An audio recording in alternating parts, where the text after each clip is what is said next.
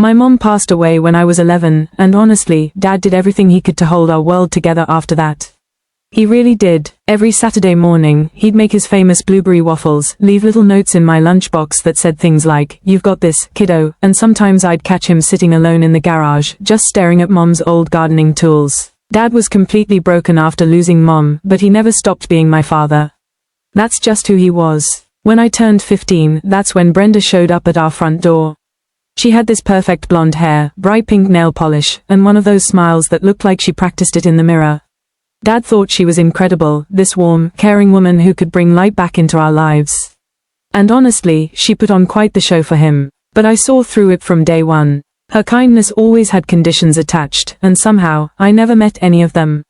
Still, I tried to be supportive.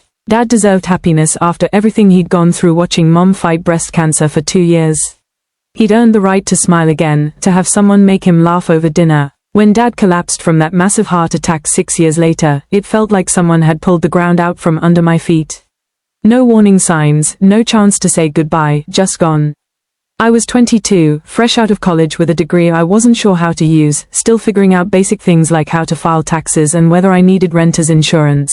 And suddenly, I was completely alone. The funeral was on a Tuesday. By Wednesday morning, everything had changed in ways I never could have imagined. The funeral service hadn't even been over for 24 hours when Brenda started treating me like I was some unwelcome stranger who'd overstayed their welcome.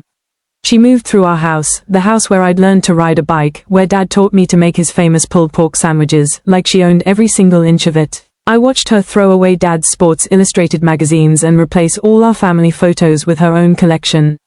Pictures of her and her sister at some beach resort, her and Dad at restaurants I'd never been to, her at some charity gala wearing a dress that probably cost more than my car payment. Then I caught her in the front yard one afternoon, literally scraping Dad's name off our mailbox with a putty knife. When she noticed me watching from the kitchen window, she didn't even have the decency to look embarrassed. She just kept scraping away at those letters like she was erasing him from existence. "Jessica," she said, her voice sharp as broken glass when I stepped outside.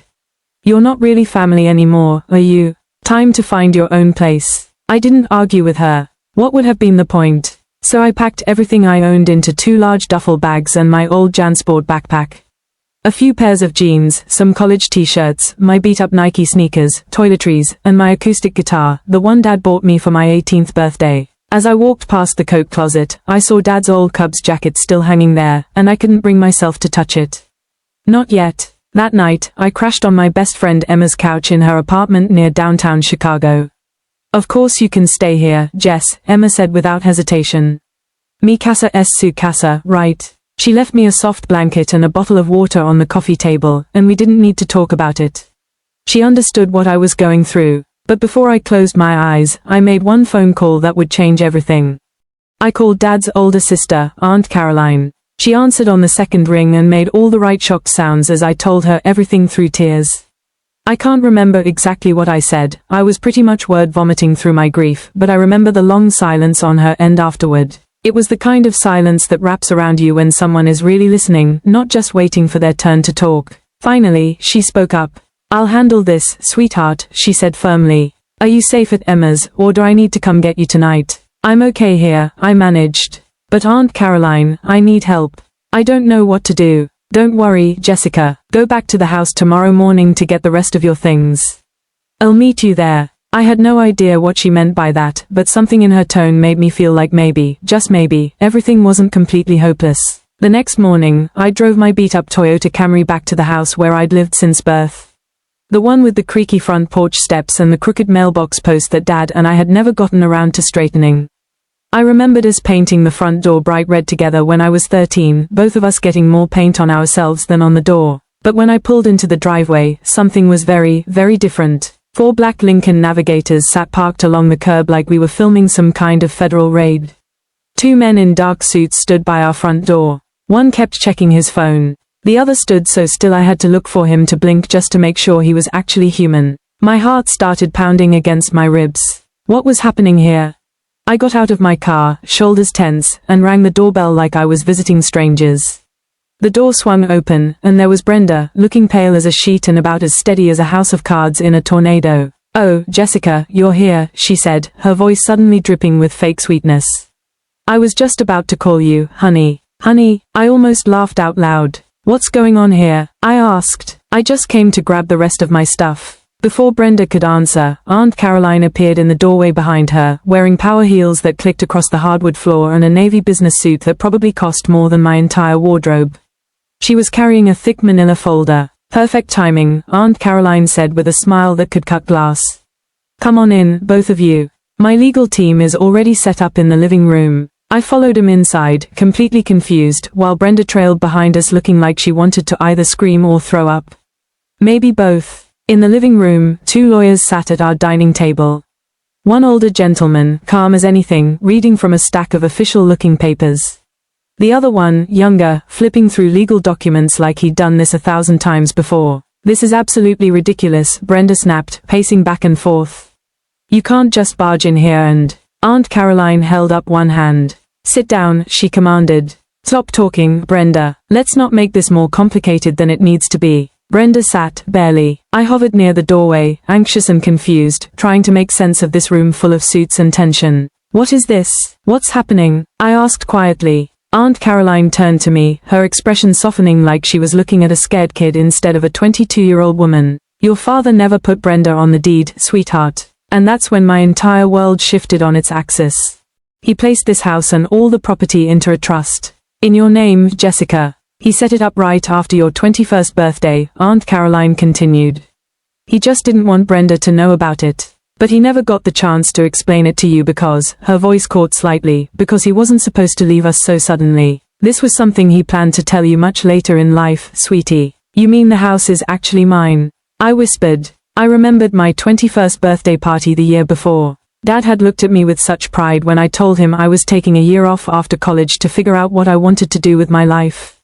He'd smiled and said he understood, that I should take my time, explore my options.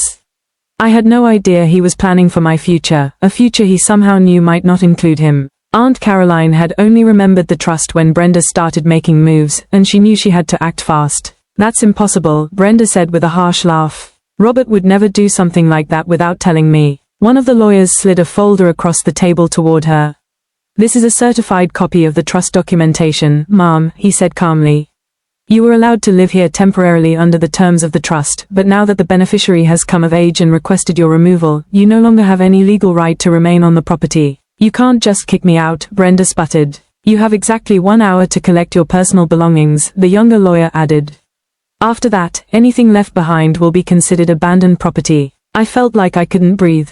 The air in the room was thick and electric with tension. The house where I'd learned to drive Dad's old pickup truck in the backyard, where he taught me to make his famous barbecue ribs, where I'd cried over my first heartbreak, it was mine. This isn't over, Brenda said, standing up and shaking. But deep down, we all knew it was. One of the lawyers handed Brenda a checklist. Personal clothing and toiletries only. Nothing else.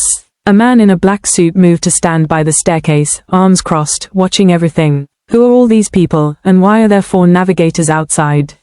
I whispered to Aunt Caroline. She barely looked up from her paperwork. Private security, she said matter-of-factly. My business partner owns the company. I didn't trust Brenda to leave quietly. Smart move. I didn't expect Brenda to go quietly either. Brenda stomped upstairs, muttering under her breath like an angry teenager. Clock's ticking, Aunt Caroline called after her. Brenda took 58 minutes to come back downstairs, dragging 2 oversized suitcases behind her like they weighed 1,000 pounds each. Her face was red and blotchy, her mouth pressed into a tight line, but her eyes were crystal clear. No tears, she didn't have any right to cry. She paused at the front door like she had something important to say. Maybe an apology, maybe some final insult to make herself feel better about the whole situation. But she didn't say anything. She just shook her head, looked down, and walked out into the bright Illinois sunshine like a ghost. One of the black navigators followed her slowly down Maple Street until she disappeared around the corner. I stood in the doorway watching her go, then walked straight into the kitchen where Dad used to make his weekend omelets. Aunt Caroline moved quietly around the kitchen, pouring 2 glasses of sweet tea. She handed me one without saying a word, and we sat down at the same table where I used to do my homework while Dad stirred chili on the stove. Are you okay, sweetheart? Aunt Caroline asked. I nodded, but honestly, it felt more like muscle memory than truth. I think so, I said. We sat in comfortable quiet. The refrigerator hummed softly. Outside, a robin called out and got an answer from somewhere down the street. The house was mine. After everything, it was finally, truly mine. 3 months later, I'm sitting on the front porch steps that Dad and I never got around to fixing, drinking coffee from his favorite Bears mug, watching the sunrise paint our street golden. The house feels like home again. I kept most of Dad's things exactly where he left them. His reading glasses on the kitchen counter. His coffee-stained copy of the Chicago Tribune still folded by his chair. Even his lucky fishing hat hanging by the back door. Not because I'm stuck in the past, but because these little pieces of him make the house feel warm instead of empty. I ended up not taking that gap year after all. Turns out inheriting a house at 22 comes with responsibilities I never considered. Property taxes, utility bills, maintenance costs. So I enrolled at Northwestern University for graduate school, getting my MBA. Dad would have gotten a kick out of that, considering he always said I had a good head for business. I'm working part-time at a local bookstore downtown, and between my job and some smart investments Dad had set up, I'm managing to keep everything afloat. It's not easy, but it's mine, and that makes all the difference. Aunt Caroline comes by every Sunday for what we call recipe adventures, basically us attempting to recreate Mom's cooking with varying degrees of success. Last week we tried her famous deep dish pizza casserole. It was, well, let's just say we ordered takeout afterward. I heard through my neighbor, Mrs. Rodriguez, that Brenda moved to Florida to live with her sister. Apparently, she tried to contest the trust, but her lawyer told her she didn't have a case. Sometimes I wonder if she ever thinks about Dad, or if she just saw him as a means to an end. I don't hate her anymore. Honestly, I mostly feel sorry for her. She had a chance to be part of something real, and she chose to see me as competition instead of family. Emma still comes over every Friday for movie nights. We make popcorn, watch old comedies, and sometimes we talk about Dad, sometimes we don't. That's the thing about grief, it doesn't follow a schedule or rule book. Some days hit harder than others, but the good days are starting to outnumber the difficult ones. Yesterday, I finally took Dad's Cubs jacket out of the closet and wore it to the grocery store. It smells like him and fits me perfectly. I think he would have liked that. The house isn't just a place I inherited anymore. It's home, my home, and I'm exactly where I'm supposed to be.